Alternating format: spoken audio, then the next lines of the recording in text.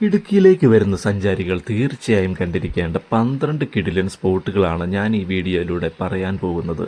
അതിലാദ്യത്തെ spot എന്ന് പറയുന്നത് അയ്യപ്പൻ കോവിൽ തൂക്കുപാലമാണ്.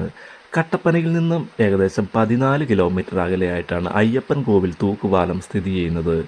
പെരിയാറിന് കുറുകെ 200 മീറ്റർ നീളമുള്ള ഒരു തൂക്കുപാലമാണിത്. ഇടുക്കിയിലെ തന്നെ ഏറ്റവും വലിയ തൂക്കുപാലം ആണിത്. രണ്ടാമത്തെ സ്ഥലം എന്ന് പറയുന്നത് ഈ തൂക്കുപാലം കടന്ന് അക്കര കടന്നാൽ ഒരു അയ്യപ്പ ക്ഷേത്രമുണ്ട്.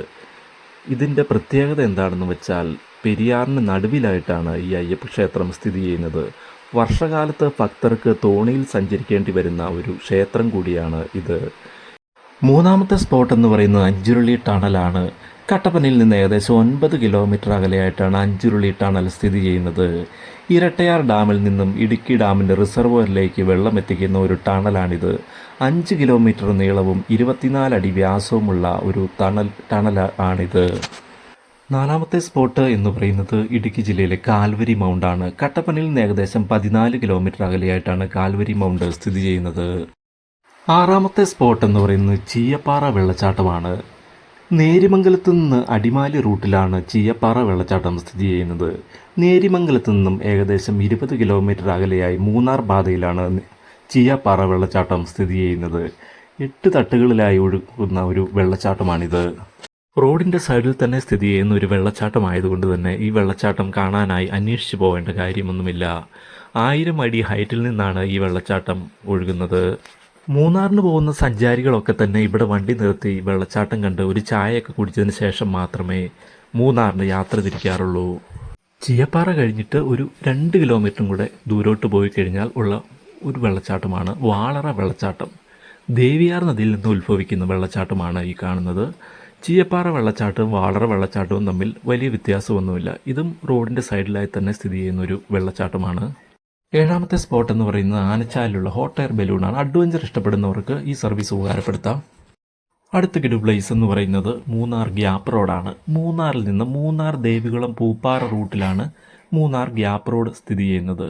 മലകൾക്കിടയിലുള്ള റോഡായതുകൊണ്ട് ഗ്യാപ്പ് റോഡ് എന്ന പേരിൽ അറിയപ്പെടുന്നു. വളരെ രസമുള്ളൊരു സ്ഥലമാണിത്. അടുത്ത സ്ഥലം എന്ന് പറയുന്നത് നമ്മുടെ 9ാമത്തെ സ്പോട്ടായ പെരിയകനാൽ വാട്ടർഫാൾസ് ആണ്. ഇതും റോഡിൻ്റെ സൈഡിൽ തന്നെ സ്ഥിതി ചെയ്യുന്ന ഒരു വാട്ടർഫാൾസ് ആണ്. നമുക്ക് റോഡിൻ്റെ സൈഡിൽ നിന്നുകൊണ്ട് തന്നെ പെരിയകനാൽ വാട്ടർഫാളിൻ്റെ ഭംഗിയൊക്കെ ആസ്വദിക്കാനായിട്ട് സാധിക്കും. ഇവിടെ വാഹനങ്ങളൊക്കെ പാർക്ക് ചെയ്യാൻ അത്യാവശ്യം വീതിയൊക്കെയുള്ള ഒരു സ്ഥലം കൂടിയാണ്. ഇവിടെ അത്യാവശ്യം ചെറിയ കടകളൊക്കെ ഉണ്ട്. അതുകൊണ്ട് തന്നെ നമുക്ക് ഒരു ചായയൊക്കെ കുടിച്ച് റിലാക്സായി വെള്ളച്ചാട്ടമൊക്കെ കാണാനായിട്ട് സാധിക്കും. അടുത്ത സ്പോട്ട് എന്ന് പറയുന്നത് സൂര്യനെല്ലിയാണ്. സൂര്യനെല്ലി ടൗണിൽ നിന്ന് കുറച്ച് താഴേക്ക് പോയി കഴിയുമ്പോഴത്തേനും നമുക്ക് സൂര്യനെല്ലി വെള്ളച്ചാട്ടം കാണാനായിട്ട് സാധിക്കും. ഇത് നമുക്ക് റോഡിൻ്റെ സൈഡിൽ നിന്ന് തന്നെ നമുക്ക് വെള്ളച്ചാട്ടം ആസ്വദിക്കാം. തേയിലത്തോട്ടങ്ങളുടെ ഇടയിലൂടെയൊക്കെ വെള്ളം ഒഴുകി വരുന്ന കാഴ്ച വളരെ മനോഹരമാണ്. മൂന്നാർ ഗ്യാപ്പ് റോഡിൽ നിന്ന് പെരികനാലിൽ നിന്ന് ഇടത്തേക്ക് തിരിഞ്ഞാണ് സൂര്യനെല്ലിയിലേക്ക് പോകുന്നത്. സൂര്യനെല്ലിയിൽ നിന്ന് ബോഡിമെട്ടിലേക്കുള്ള സ്പോട്ടാണ് അടുത്തതായിട്ടുള്ളത്.